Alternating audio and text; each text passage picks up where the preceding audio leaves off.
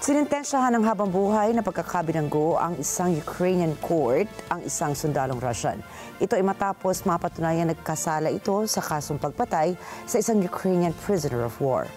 Ito ang kauna-unahang pangyayaring nagkaroon ng ganitong pagdinig sa Ukraine. Michelle Verzonilla para sa balitang yan. Guilty at hinatulan ng habang buhay na pagkabilanggo si 27-year-old Dmitry Kurashov dahil sa pagpatay kay Ukrainian soldier Vitaly Hodnyuk. Yanampa siya ng korte sa southeastern city ng Zaporizhia. Sumurrender si Hodnyuk noong January 2024 nang matunton ng Russian forces ang dugout nila. Samantala, nahuli naman ng Ukrainian forces si Kurashov kasama ng ilan pang Russian troops. Una siyang umaming guilty pero binawi niya ito at gustong mapabilang sa prisoners swap.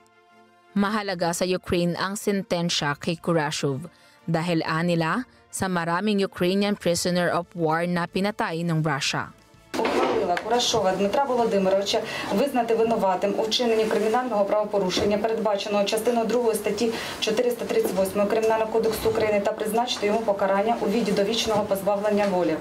Запобіжний захід відносно Курашова Дмитра Володимировича у вигляді тримання під вартою до набрання вироком законної сили залишити без змін.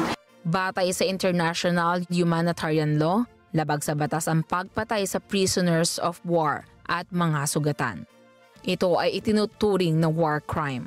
Michelle Verzonilla para sa mata ng Agila International. Trusted, connected on point.